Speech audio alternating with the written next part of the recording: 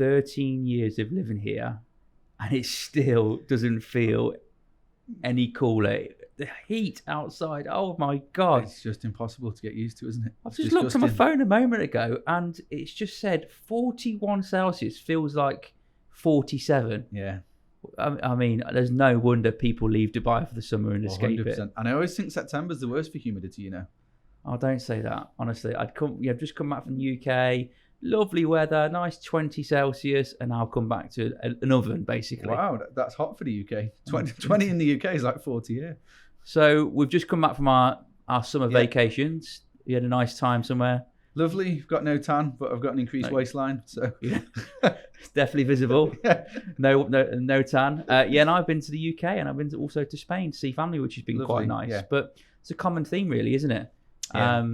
People leaving Dubai. And I think anyone who's probably listening to this is going to know either travelled themselves or know colleagues or friends that have travelled in the last few weeks, because certainly felt like Dubai's emptied out a little bit, which is understandable. People haven't been able to travel for so long. There's been all these restrictions, red list, green list, amber lists. People haven't seen family and friends for such a long time. I'm confused by all these lists. Yeah, but it's like they've got the opportunity, so that's it. They've decided to get out of here, and it's summer. It's so hot, like you said a minute ago. So the schools are broke up. Schools broke up, so it's the ideal time to get away and to get out of here. I mean, we talk about summer going away, but I mean, how does that play its part in real estate? I mean, it seems like to me this year the summer's happened a little bit earlier. Yeah, I think because so many people have not travelled for such a long time, kind of took their break a lot earlier than they would normally would. Roads noticeably quieter a lot earlier. How has that impacted the property market? Because every year, whilst we say, I ever say it's saying seasonality is a mentality. Yeah, you know, in terms of if you're quiet and you think you're quiet, you will be quiet. But if you're busy, you make yourself busy. But I think there is a lot in that still, even in summer months. But I know what you're going to go and say, but traditionally summer months are, if you look at DLD statistics, there's less sales that happen in the summer. But I do still think it's a mentality. But you're 100% right, I would say, in terms of people taking the vacation early. So we're just talking off camera. A really interesting fact, in the last 4 weeks, we've had the 4 busiest viewing weeks our company's ever had in 13 years. Wow. Which is phenomenal when you think of the heat, the humidity. So that's individuals going out to view a property. Yeah. So the most we've had in 13 years. Yeah. In any kind of up, down market, any time of year, good season, bad season. What do you put that down to? The most we've ever had. Just demand, really. I think people, like you say, people holidayed earlier, so have been back earlier. I think incredible work ethic and work rate from our team. But it's just demand, because people aren't going out in 40 plus degrees heat just to look at the neighbour's house, to what we have the term tire kicking, just to waste a bit of time, go and have a look around a few houses. People don't go out in this heat unless they're serious about making a property transaction, whether it's to buy or rent somewhere. So it's purely, it must have to be down to demand. But it's not necessarily correlated in property transactions, though, is it? You know, we've done the most amount of viewings, but that's not necessarily correlated. So what's going on? Not yet. And I'd say, especially on the sales side, if you think the average seller in the market has read for a year now and seen lots of different data points of property market's buoyant, there's record demand, prices are going up, they'd have seen the neighbours sell, and then 3 months later another neighbour sell for X amount more money. So they've been in this headspace for 12 months, but it's natural that prices can never keep going up and up and up, because buyers don't have like unlimited funds in the pocket. So there always comes a point where there's a cutoff between what, and we did a podcast a few weeks ago about speculative sellers. There's always a cutoff between like what buyers are prepared to go to, what limit they're prepared to go to. And I think we've hit that at the moment, where there is a lot more stock and supply in the market because of the speculative sellers. So buyers are having a look around now, and they're thinking, well, maybe I don't have to go to that asking price. I've got more room to negotiate. I've got a couple more options. And again, if you think about it, individual buyers, they don't have unlimited funds. There's always going to be a ceiling where they hit, where just buyers don't have the money to be able to, the affordability to go higher. I unashamedly was one of them speculative sellers. Yeah. Where the prices in my community had risen that much to a point where I thought, wow, yeah, you know, I can't ignore the opportunity to make so much money on my property. Ultimately, nothing ever happened with it. Yeah. But I think what we've seen this year is the first 4 months this year, maybe 4.5, 5 months this year, we've seen unprecedented property price rises, in some communities double digits and more. I think what we've kind of seen as we've gone into June, certainly we're starting to see some realization of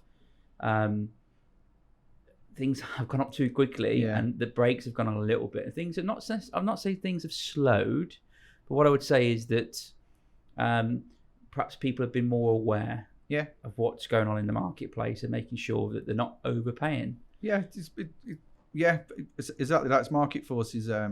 Is market forces in action. But I think what my advice would be to any sellers that are listening at the moment is these viewing levels that we're reporting are key and they're crucial, because it's not, we can't just say, oh, nothing's happening because it's the summer and everyone's travelled and they're back now, so September's going to be roaring, and et cetera, et cetera.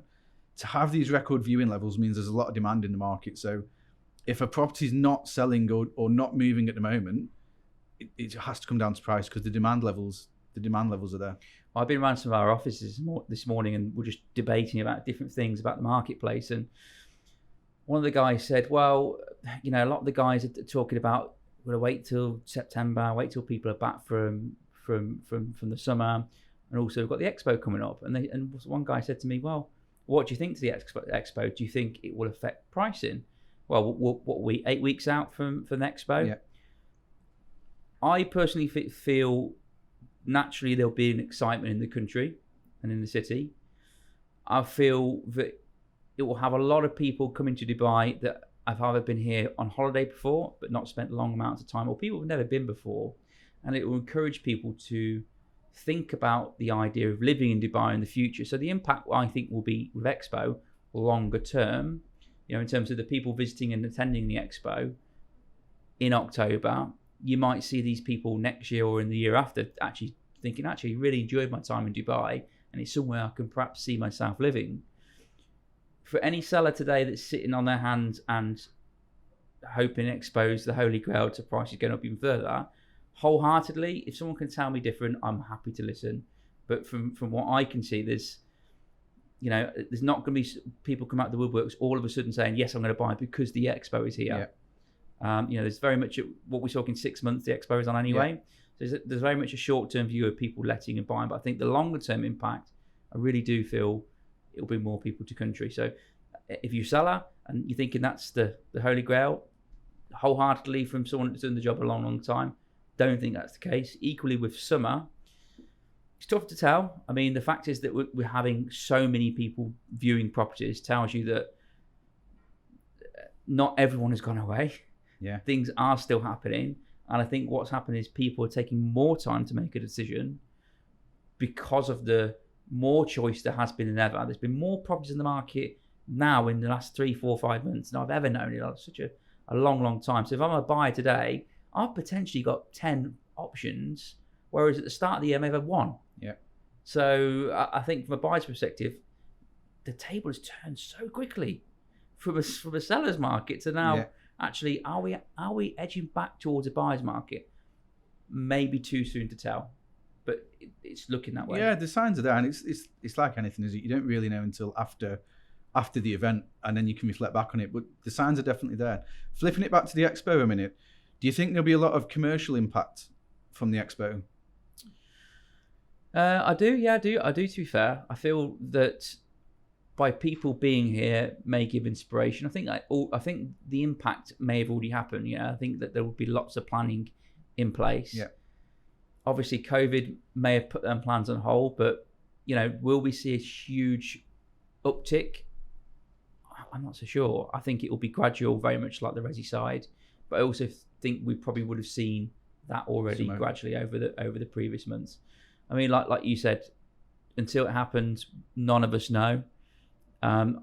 There's only positive things that can come from Expo, which is really, really good. But I feel like any benefits from anyone living in the country will be gradual. Yeah, I wouldn't disagree with that whatsoever. The overall activity this summer. So obviously we're seeing lots of people view houses. What's inquiry numbers looking like? So people actually looking to buy a house or going online, the property portals. Do you know what? And this ties in with what you just said about more options in the market. So we've actually got, and it contradicts myself a little bit in terms of like demand. So there's less people registering now than there was at the start of the year. But they're doing more viewings, so they've got more options. So one buyer may have viewed 2 properties at the start of the year. Maybe they're viewing 8 to 10 properties now before making a decision. So it is a bit contradictory in terms of me saying there's record levels of demand, etc., etc. There's record viewing levels. The levels of registrations are far higher than what they were last year. Yeah. But the first 3 months of this year were just frightening in terms of the amount. Like, people couldn't register the amount of phone calls. Our clients couldn't add the amount of buyers that they were talking to onto our CRM system because they were so busy. So that has dropped a little bit. But if we take away the first 3 months of this year, it's still... I mean, honestly speaking, the start of this year with property prices going up so quickly concerned me. Yeah. Because it's not sustainable. And I see very often on LinkedIn or different pages, people talking about a boom. A boom for me isn't healthy. I think if we as a country and as a city can edge towards single-digit growth every year, I think it's really, really good. I actually believe when we look back at the end of 2021, I think we won't be far off single-digit growth, high single digits, maybe early double digits as an overall. We've seen some communities, 10, 15, 20%, 25% in some communities, an increase in the first 5 months this year. I said in the last podcast, I believe the trends for the remainder of this year is we'll see a leveling out in Q2, Q3. We're actually in Q3 now, so leveling out in Q3, which is probably reading true what I said. And I think we'll see ever so small growth towards the end of this year with Expo. So overall, it will be net growth, which will be great. I don't think we'll be anywhere near the levels of what we've seen in Q1, but equally, I think if we see nice, healthy single-digit growth, it gives us a great platform going into 2022. Yeah, where hopefully things will be even easier to do business. Yeah, so you mean from when we compare Q2, Q3, Q4 against Q1, to be a lot slower? I just think if we look at the property prices, it's gone like that, and I think at the moment we're just plateauing. Yeah. And we'll be at a level where over the course of the year, it will be a nice single-digit increase. It might be a little bit more in some of the communities because you can't look at each Dubai as a whole. You've got to look at isolated communities which have their own mini subclimates. So kids going back to school. You've got your baby boy going to school for the first time. Yeah. An emotional moment. Yeah. For lots of mothers and fathers, obviously, kids going back to school, it's not only an expensive week getting new bags and lunch boxes, which I was doing last week with my girls, but an emotional time as well.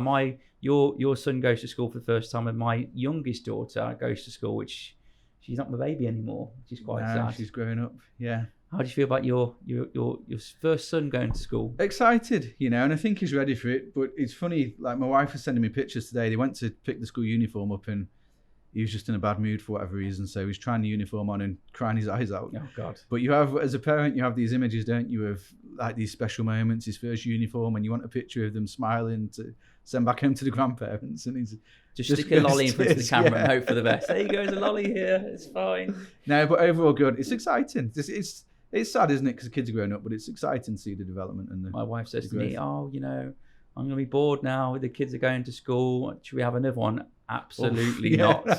Absolutely not. Yeah. We're happy with 2. We're very blessed, very lucky to have what we have. But I mean, with kids going back to school, schools are very busy. Do you think that schooling plays a part with people choosing somewhere to live? In terms of, is that a factor when people buy a house? Do they think about, I want to go to this school, so actually I'm going to buy a house in this area? Do you know what? I think so, and I think increasingly so over the past 2 or 3 years or so. I think if we go back 5 to 10 years, people didn't make as many purchasing decisions based on the location of a school. But I think this ties in with Dubai maturing more as a city and a place to be, and more people settling families down here and seeing a long-term future here.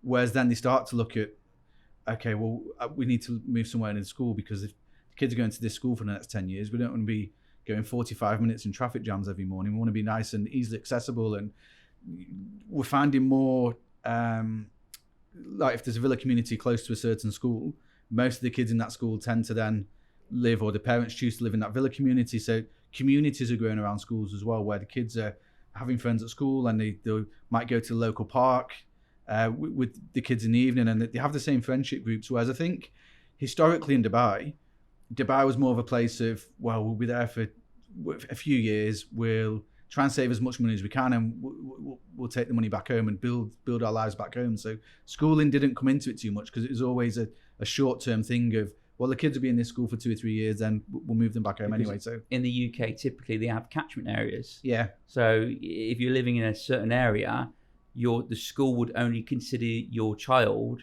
providing they lived in a certain kind of mileage of how far that property is. Yeah, so, and you'll be the same now. Like, you've still got friends from school that you went to school with, and you walked home with them, you went to the park with them, you played football with them, you went to the house at the weekends. No walking home in Dubai. No. You imagine that? Yeah. It'd be absolutely dripping with sweat at the end of it. And not only that, it's no short journeys in Dubai, is there? No, but that community feel, I think, is growing more. And I definitely think people making buying, and not just buying, rental decisions based on where the kids are going to school. So in terms of, schooling and some tips and ideas for helping research where you want to be, any tips? I mean, for me, off the top of my head, typically one of the first things you want to be doing is looking at the KHDA rating and making sure the schools in that area fit where you want them to be. Is it a British school? Is it an American school? What's the curriculum? What curriculum do you want to follow? Do you know, and talking from a personal point of view now, just how you feel when you go to the school. Yeah. So we chose because we had the best feeling about the school they're going to, and it's just, it's a bit like buying a property. Some people say you just walk into a property and that's the one, and you just get a good feeling about it when you walk in. I think it's similar with a school. It's where you feel more comfortable and where you can see your kids fitting in more. So it doesn't help that I'm incredibly spontaneous. Yeah. And I walk into an or whether it's a shop and I say, "Oh, I'll have that, please, no problem," and just not think too much about it. But I mean, with where my daughters go to school, it's British school, and I walked in there, and like you're right about property. I say that to people who've never bought before, and I say when you go and see something, you just know something there. It just feels right. It feels like this is somewhere I can live. And when I went to view my daughter's school, things to me was, it was every teacher was welcoming. They were saying hello and greeting you, and I just could imagine my daughter being there. So really exciting times, emotional times. But like I say, when you're looking for a property, make sure you do your research, because make sure you've made contact with the school. Is there availability? I know there's one particular school in one community where there's a 3 or 4 year waiting list. Yeah. It's impossible to get in. So, and this is a big message we talk to our guys about when they're viewing properties with people, is make sure you're talking to buyers or tenants. But it's about a lifestyle. It's not just how big's the kitchen, is the the 4th bedroom a big enough size, and etc. It's the lifestyle. So it could be the lifestyle of the community people are living in, the facilities, nearby restaurants and cafes, etc. But also linked into this is the school. Like, how close is the school? Because you might have the best house in the world, but if you're traveling an hour and a half every day through traffic to get your kids to and from school, the house isn't as attractive to you, because it's just a pain because of the amount of time and journey time spent on the road. So 100% it should be a just goes to show how different me and Lewis are. So obviously when I look to buy a house, schooling's really important. Location in terms of travel distances. Do you know what Lewis's biggest barometer of what's important in buying a property? Deliveroo coverage. The biggest thing for him is, do Deliveroo deliver where I'm buying a house? And you think I'm joking. He wants to put a Deliveroo map on houses, which is not a terrible idea, for coverage of people, what your Deliveroo coverage would be like in your community if you're buying. Yeah, I like that. You see that coming soon on the coming soon. Allsopp website. Deliveroo, reach out to us. We're happy to do a collab. No problem at all. I think some quite key news. Obviously, we're from the UK. The last couple of 3 weeks, we've been some changes of travel, haven't there, with the UK? Yeah. So UAE is now on the amber list. And I know that we're biased because we're in the UK, but if you see the stats, Emirates' busiest and most profitable route, Emirates Airline, is Dubai to London.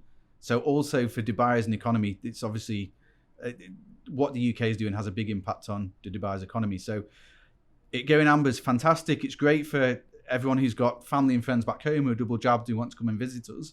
But it's also great for tourism and the Dubai economy and the amount of people that can now come out to Dubai on holiday. And we're seeing that in our short-term lettings holiday homes team in terms of the amount of inquiries. It was almost overnight. Fivefold. That they shot up following the Amber news of people booking holidays for October, November, December, early January time, because people love to get out of the UK in January because it's cold and wet and Christmas is over. So yeah, the inquiry levels and bookings have really ramped up on the short-term letting side. And coincidentally, it's led to, I don't know if it's led to, but what we're seeing now is more listings coming on the short-term let market. And I don't know if people have been holding off putting the properties on the short-term let market because it was summer and it's hot and tourism, and they think we're not going to make much of a return anyway. Whereas now we've had a lot of people we've been in communication with for 3 or 4 months who have said, okay, now's the time. We're ready to come to the market and try and take advantage of what is traditionally a busy period in Dubai, tourism and holiday wise, which is really the end of September onwards right through till March, April, May, linked in as well to the Expo. I was going to say there's very much one eye on October onwards for short-term lettings. And I think the Amber list, it now being Amber for UK and UAE to travel, I think half of our office went back as soon as the announcement was. So obviously there's been a great. It's from a personal perspective, business obviously, having people having time off is always quite difficult. From a personal perspective, seeing people reunite families, and equally families coming out here as well to see their sons, daughters, whatever it might be.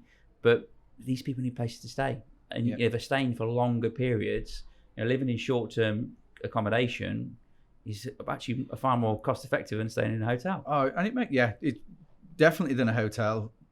It makes sense. You've got all your furniture there. You've got your TV with your do packages, or if anyone is watching from UK, it's like Sky.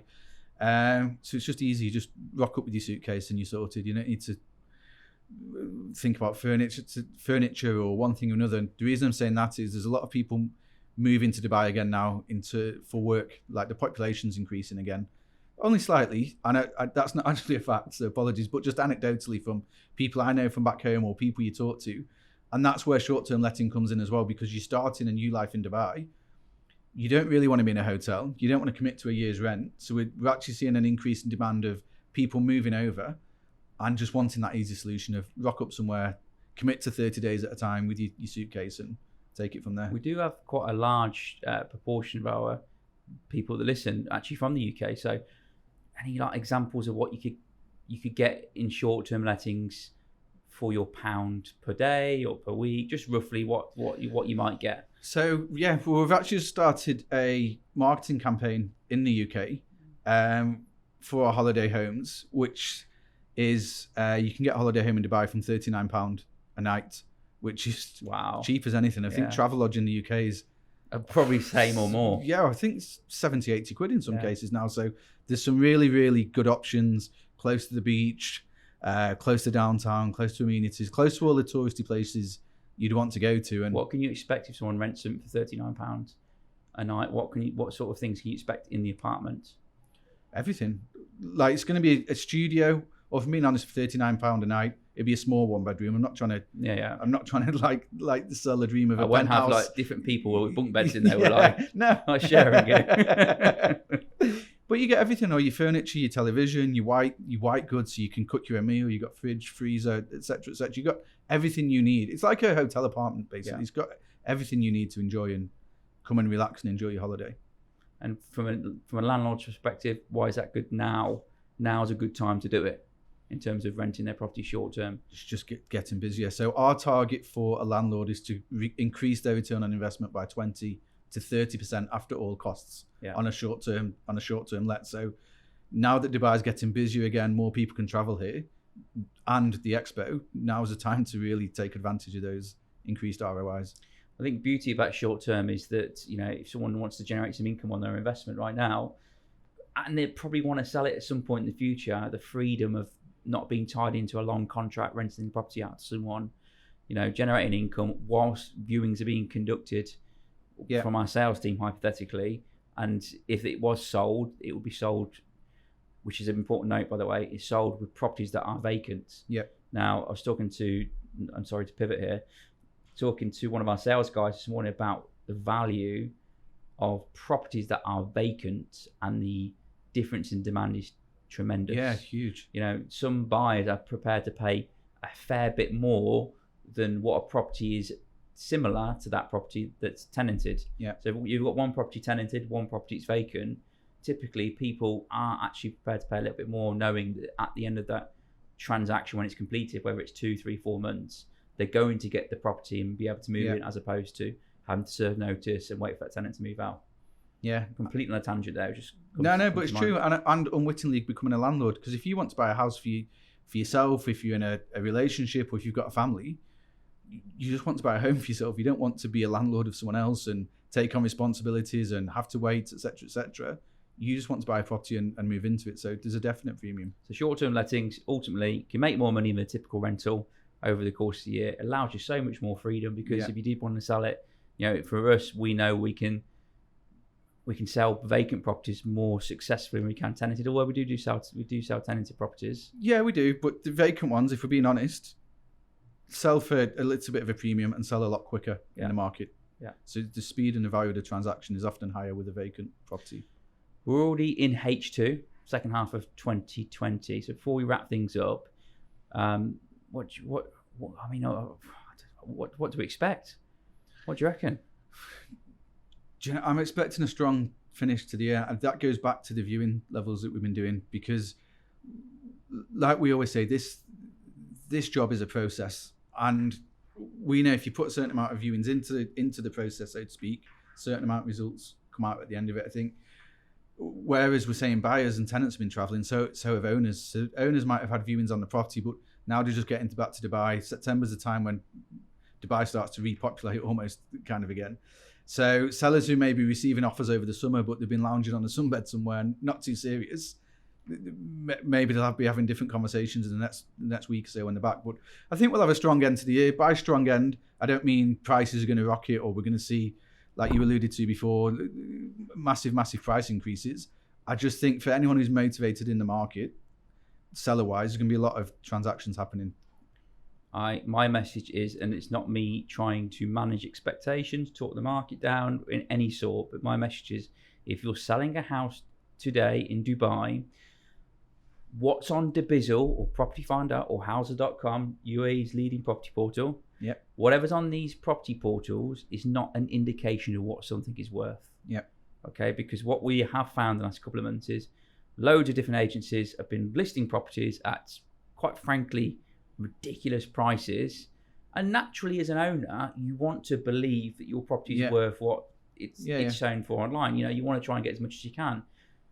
The problem is it's actually distorted value right now in the marketplace. So what I would be doing is, if I was selling my house and I genuinely wanted to sell my house, of course you would first thing you do is look at portals, see what else is available. Because it's been advertised at that price doesn't mean it's worth that price. So I'd be asking my agent, in this instance, Allsopp and Ops, and asking, what have you sold recently that's comparable to mine? And naturally you'll come to a happy medium between list price, what was sold recently, and ultimately stats and facts will determine what your house is worth. Not someone else's opinion from another real estate agency that's listed something 25% over value, or a seller that's thought, actually, I want to try this price because I think I can get that. Always back everything up with data, facts and stats. And all of our buyers at the moment, all our deals happening at the moment, we can quite comfortably sit down and say, this is sold, this is sold, this is sold, this is sold, and then it's sold at this price or this price range. We can give that from our own records, but importantly, maybe to give people confidence, we can give that from Dubai Land Department records as well. So it's not just we're presenting data saying that this is our picture of things. We can tell you what's happening at the Land Department. And to give another shout out to Houser.com, if you go on your property listing on Houser or any similar property listing on Houser to what you own, you'll see the last 5 transactions from the Land Department. So you get quite an accurate picture of the price building there as well. Good. So let me temper expectations the rest of this year. I do see marginal growth for the remainder of this year, but if you are serious about selling, ask for stats, ask for facts, and make sure you are fully aware of all the data readily available around you. Yeah. For me, great to see you again. Nice to see you again. We'll have a coffee in a moment outside. We've got a couple of cool podcasts coming over the next couple of weeks. So from me and from Paul, thank you. See you soon. Bye.